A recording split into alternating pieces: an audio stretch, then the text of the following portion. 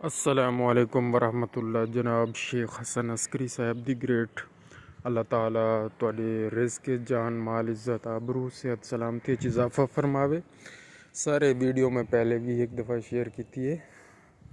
जनाब माहर मोहम्मद सिद्दीक साहब को भी तो भी मेहताब भाई ने भी शेयर की है। मैं डॉक्टर मोहम्मद मोहसिन अब्बास हाजी अल्लाह बख्श जाफरी साहब दा बेटा हाजी अल्लाह दिता तबस्सुम साहब दा भतीजा अर्ज़ करेंदा पिया सर ये तुहाडे सामने नाली दे हालात हैं। साढ़े ये मेरा घर है, मेरे घर दे सामने ये नाली दी हालत है। ई नाली दे विच अपने अजीज़ुल्ला साहब और हाजी अकरम साहब मंजूर कुलियार साहब और इस मदरसे दा सारा पानी और मेरे घर दा भी पानी और अगां करके वो नाली है उहदे विच जनाब चौधरी जमील साहब दे बेटे चौधरी शाहिद चौधरी तारिक उन्हां दा पानी ये सारा ये हुण तलाब बनदा वेंदे। पहले इस नाली दा निकास सर सिविल वैटनरी हस्पताल सामने चन्नी गोड़ दा बोर्ड तो नज़र आंदा पे ही पासे निकासी की खड़े हासे आर्जी तौर पर क्योंकि सरकारी हॉस्पिटल है और असा को बार बार इंदे उत्ते सुबकी का सामना करना पौंदा है और बड़ी बेइज्जती थी वल बड़ी सख्ती नाल असा को आख्या गए और ये पानी साड़ा इथाई बंद करवा दिता गए महकमा लाइफ स्टॉक के तरफों। उनकी वजह बिल्कुल जायज़ है और सही है कि कहीं भी सरकारी इदारे दे विच कहीं भी सीवरेज सिस्टम का पानी गंद खराबा या नालियां ला पानी ना वन सकते ना ही वजना चाहिए।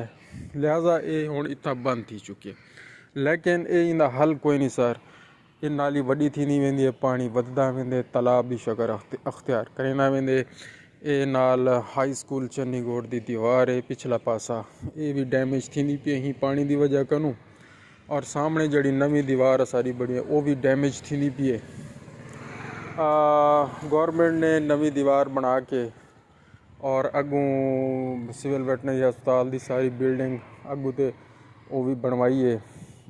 हुण ये दीवार सर डैमेज थी पई है तुहाडे कने प्रोजेक्ट मौजूद हैं तुसा मेहरबानी करते असा को एक तो नाली बनवा दो और इनकी कोई निकासी का इंतज़ाम सरकारी सतह पर कर दो और अगर इनका कोई निकासी का बिया इंतज़ाम नहीं थींदा तो अगर ही हस्पताल दे विच ही कोई गटर सिस्टम या गहरा खूह वगैरह जिमें बनते होंगे अगर वो बन सकते तो सरकारी सतह पर इजाज़त नाल अगर थी सकते तो वल करवा दो सर असा को। क्योंकि मैं बहैसियत वेटनरी ऑफिसर चन्नी गोठ या मेरे senior veterinary officer doctor Nadeem साहब भी हुण इत्थे मौजूद हैं 18वें स्केल च मैं 17वें च तां उन्हां दे सिर ते या मैं अपने सिर ते एक कदम नहीं चा सकदा। सारी यानी सारे अख्तियारात तो वध है मामला असा नहीं कर सकते ना ही सारे डिप्टी डायरैक्टर साहब कर सकते ना एडिशनल डायरैक्टर बावलपुर साहब कर सकते ना डिविजनल डायरैक्टर साहब कर सकते ना डायरैक्टर जनरल लाहौर कोई भी नहीं कर सकता। सैकटरी लाइफ स्टॉक वो कर सकते ठीक है ना जी। सैकटरी लाइफ स्टॉक साहब कर सकते हैं या MNA साहब या MPA साहब खड़ के इजाज़त घेन के गवर्नमेंट को यानी कॉन्फिडेंस घेन के बल्कि तवन सकते इमें असां बिल्कुल नहीं कर सकते। सा कोई मामले सर सारी मदद फरमाओ काफ़ी सारे घरों का मामला है इशू है हिंदी वजह कनू काफ़ी लोग तंग भी हैं परेशान भी हैं। हुण वो सामने हनीफ साहब वाला गटर का पानी वो सामने वाली दीवार दे विच तलू उन्होंने पैप कढ़िया होया है दीवार दे विच वो पानी वेंदा पे भला हुण उहदे चों निकल ते बाहर भी आंदा पे। ये चौधरी शाहिद साहब ते उन्होंने भाइयों का पानी एक गटर की सूरत ये भी नहीं वेंदा पे। ये तुहाडे सामने ये जड़ा गटर है इना पानी दीवार च वेंदा पे हुण दीवार चों निकल ते एक गली दे विचों अंदरों ये हुण निकलन बाहर शुरू थी गए। ये भी तुहाडे सामने ये हालत है ये भी सारी दीवार डैमेज थी पई है और खुदा ना खास्ता ये वाला ढह वैसी गवर्नमेंट का पैसा बहुत सारा लगा पे सर।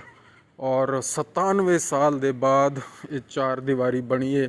1927 की कोई पुरानी बिल्डिंग खड़ी है, वो हुण नवी बनाई गई है, 4 दीवारी दी गई है। लिहाजा एक रुपया जिहड़ा गवर्नमेंट का है वो कीमती है, ज़ाहिर है आवाम का पैसा होंदे। मेहरबानी फरमेसो सर, ई मामले सारी खसूसी मदद करो। जज़ाकल्ला।